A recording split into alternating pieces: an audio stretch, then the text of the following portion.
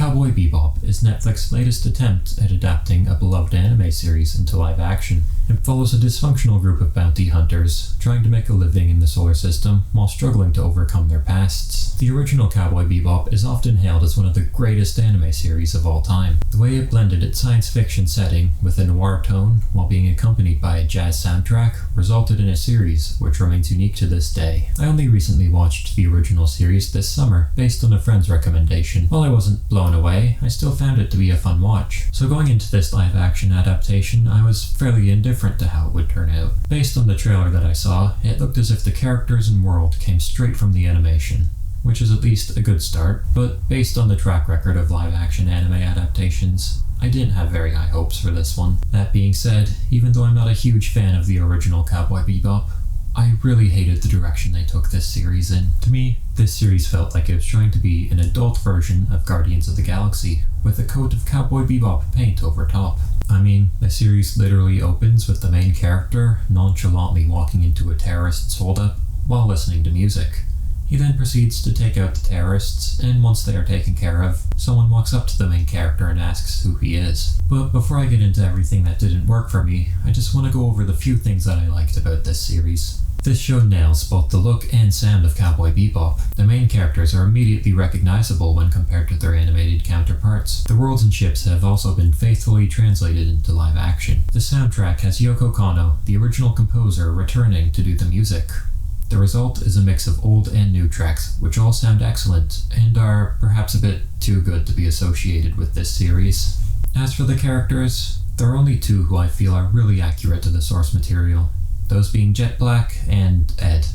And I suppose Ein, though it's hard to mess up adapting a corgi into live action, though they did give Ein projector eyes, so yeah.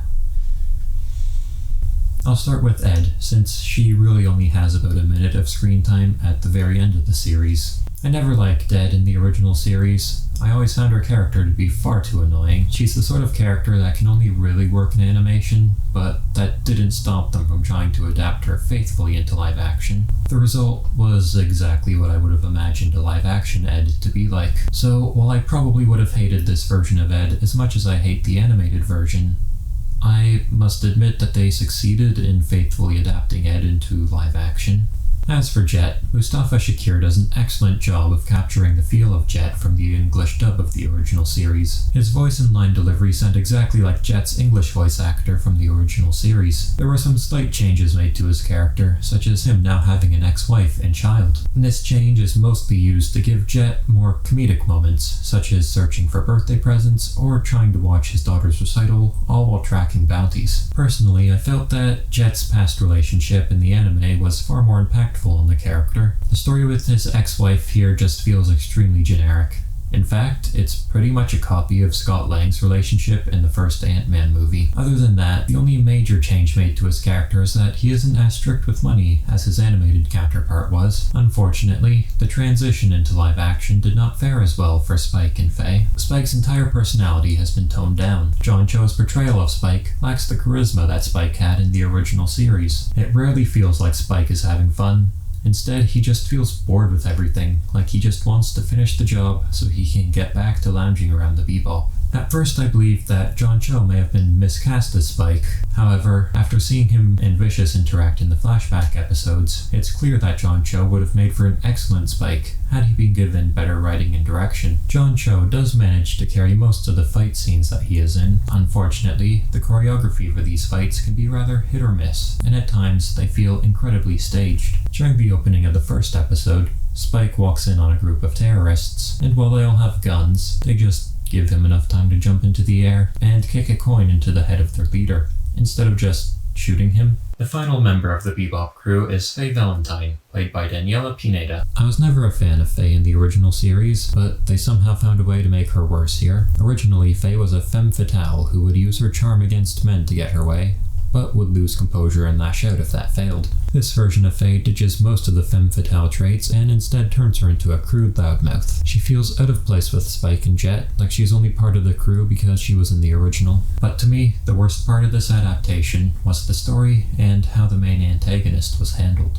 For the most part, the story following the Bebop crew follows the same structure as the anime. Each episode features a new bounty for the crew to catch. The targets of each episode are taken directly from the anime, but changed slightly to feel new. Another thing I was disappointed with is that the show ignores nearly all of the sympathetic targets, and only adapted the truly evil ones. Despite each live-action episode being nearly twice as long as the animated episodes, I feel that the original show managed to tell better stories within the time limit. The live-action series wastes too much of its runtime on poor attempts at humor and trying to flesh out the main villain of the series, Vicious. Unfortunately, this turns out to be the show's biggest fault if you are familiar with the original. In the anime, Vicious was a very one-dimensional villain. He was cold, calculating, and didn't care for anyone or anything other than himself. His appearances in the original were scarce, and very little was known about his backstory. Netflix, on the other hand, took this embodiment of pure evil and made him impulsive, overly emotional, and gave him an inferiority complex on top of that. While I don't have a problem with giving a villain these traits, my issue arises when the original character never possessed any of these traits. Where the original Vicious was comparable to Darth Vader in terms of presence, Netflix version of Vicious has more in common with Kylo Ren.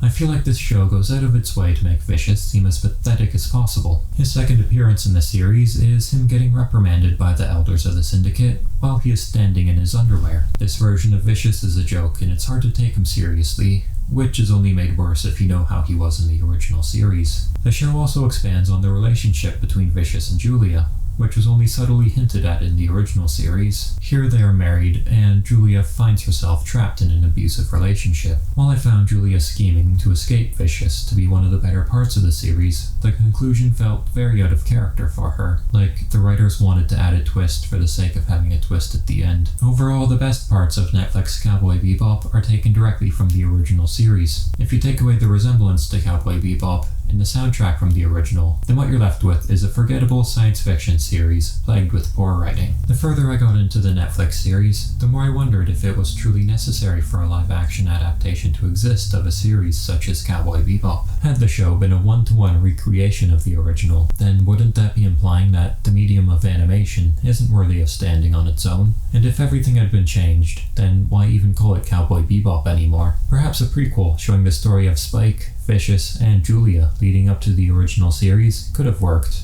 Or a sequel showing how the characters have dealt with the events following the end of the original show. However, those could have become soulless cash grabs, made to exploit the nostalgia that people have for the original series. I believe the best way of adapting Cowboy Bebop into live action isn't to try and adapt the show itself into live action, but instead carry on the legacy that it left behind. As part of the manifesto states in the opening of the original series, they must create new dreams in films by breaking traditional styles. The work, which becomes a new genre itself, will be called Cowboy Bebop. What we needed wasn't to see these familiar characters brought into live action, but instead a new story told, risks taken, and a new show created within the Cowboy Bebop genre. Until next time. What's this? A Pokemon movie featuring the god of the Pokemon world? And he seems to be more of the vengeful type rather than benevolent. Will the creation trio teaming up to defeat their creator live up to its premise? Or will the sin of lazy writing taint this apocalyptic showdown? Find out in my next review, where I will pass judgment upon Arceus and the Jewel of Life.